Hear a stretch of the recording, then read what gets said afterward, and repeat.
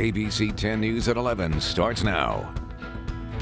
A new strain of the coronavirus has found its way into the U.S. First detected by British officials, it's said to be more contagious. And today, Colorado reported the first case in America. Good evening. I'm Kimberly Hunt. Steve Atkinson has the night off. Thank you for joining us on this busy night. ABC 10 News reporter Anthony Pura spoke with a local doctor about the concern moving forward.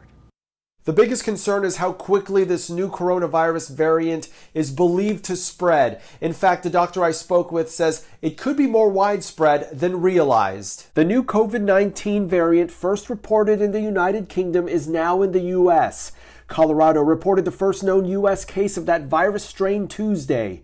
Health officials say a man in his 20s with no travel history is now in isolation recovering. It's more than likely that it is here in much larger amounts that are currently being detected. Dr. Abby Olulade with Sharp Staley says the new variant is a result of the virus mutating. It could potentially have new properties, some of which are that it may spread more easily from person to person. It may be more contagious or transmissible. And that's the thinking now based on all the epidemiologic data that we're seeing. British officials have said that it is 70% more contagious. However, the current vaccines should still work to protect against the new version of the virus. Theoretically, they actually should, because the vaccines are what we call polyclonal. So they target multiple parts of the spike protein, not just one aspect of it. So it will be very difficult for a virus to evolve with enough mutations to actually evade the vaccines. But she says there are conversations in the scientific community about what the mutation could mean for the virus long term. The fact that it's able to change so significantly in a short period of time may mean that it's going to be with us for a while, just like the flu virus. So that's another point that scientists are trying to determine. And it may be a situation where we have to continually change the vaccines, just like with the flu. And Dr. Olulade says that hand washing and wearing face coverings should still protect against the new variant. Anthony Pura, ABC 10 News. Our stay-at-home order will remain in place for at least another 3 weeks. Today, the state's top health officer said the Southern California region still has 0% ICU capacity. We've seen a nearly 70%, 68.7% increase in ICU COVID hospitalizations over the last 14 days. Another surge of cases is expected because of recent holiday travel and gatherings. The stay-at-home order will be in place until ICU capacity gets back to 15%. Here are the latest numbers. The county reported another 2,500 cases today, pushing our total now past 150,000. There were also 31 new deaths, which means more than 1,400 San Diegans have lost their lives to the virus. And San Diegans continue to flock to get themselves tested. Sky 10 was over the long line this afternoon at the San Isidro Civic Center. It's just one of the places the county offers free COVID testing.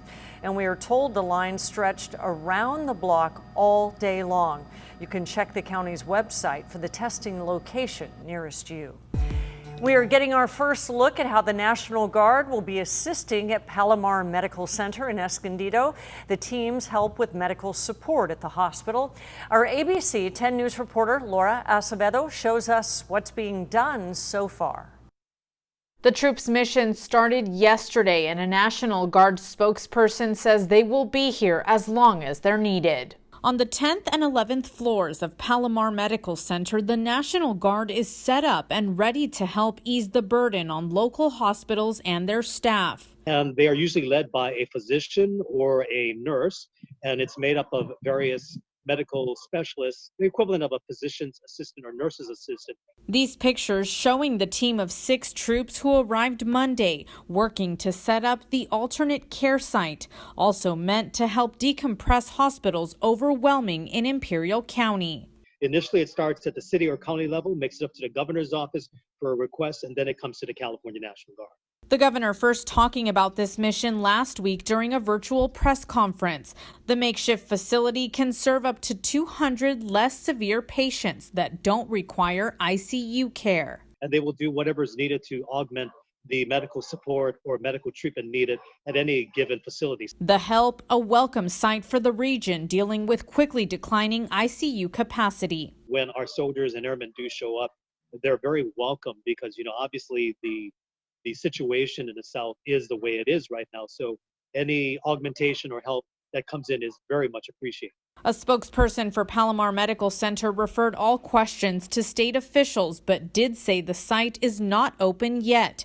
This is not the first time the National Guard has been called on to help during this pandemic. In October and November, about 40 service members were sent to help at 2 local nursing homes in Santee and El Cajon, and they're ready to continue helping. We will be there. We're always ready, always there to support our community. Laura Acevedo, ABC 10 News. Nurses and other healthcare workers made their voices heard during a car protest today outside Palomar. They're unhappy over waivers that were granted to Palomar to increase the nurse-to-patient staffing ratio from 2.1 to 3.1. Some nurses say they're concerned about being overworked and putting patients and staff at risk. In a statement, Palomar Health said in part the waiver will only be used when necessary based on patient needs and volume, and the hospital added it will do everything it can to protect staff. Sharp Hospital is defending its actions after vaccinating San Diego police officers and fire crews not included in the first phase of the vaccine rollout. ABC 10 News reporter Jennifer Kastner has Sharp's explanation for going against the protocol. Sharp Healthcare said it could not have foreseen having this kind of surplus of the vaccine that was set to expire immediately. Questions Tuesday over whether hundreds of SDPD officers and fire rescue workers should have gotten the COVID-19 vaccine ahead of their scheduled turn. The county confirmed with ABC 10 News that it was made aware Tuesday morning that Sharp Healthcare had 300 vaccines due to expire, so hospital staff directed officers to come in and be vaccinated. The county reported that Sharp did not notify the county in advance, or else the county would have directed Sharp to vaccinate Phase 1A eligible recipients, like healthcare workers and nursing home residents. Police officers and firefighters are considered essential workers, which are part of Phase 1B in the vaccine distribution plan. That phase has not started. Sharp confirmed Tuesday afternoon that on Monday at about 7:30 p.m., it did not contact the county for a directive on what to do with its vaccine surplus because it was after hours. Instead, Sharp said it moved forward and quickly with a plan to vaccinate first responders, the majority being SDPD officers, but also some firefighters.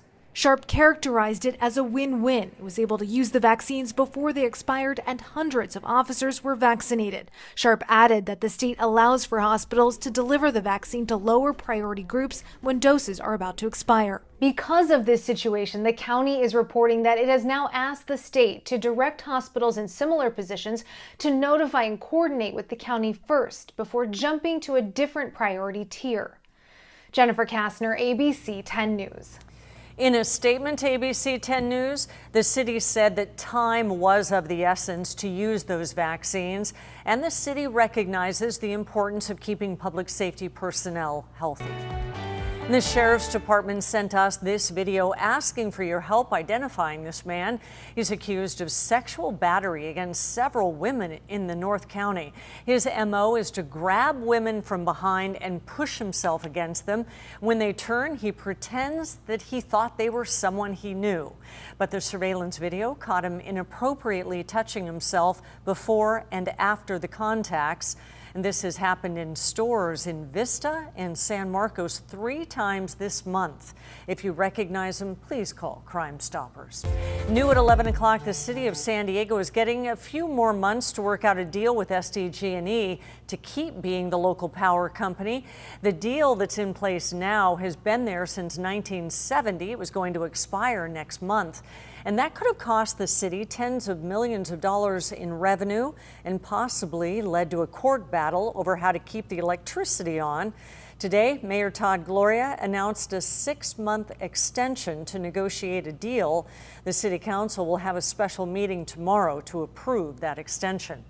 San Diegans hoping to catch a glimpse of the season's first snow ended up waiting in traffic for hours. Well, traffic snaked for miles along Sunrise Highway. Some people's cars got stuck headed up the mountain.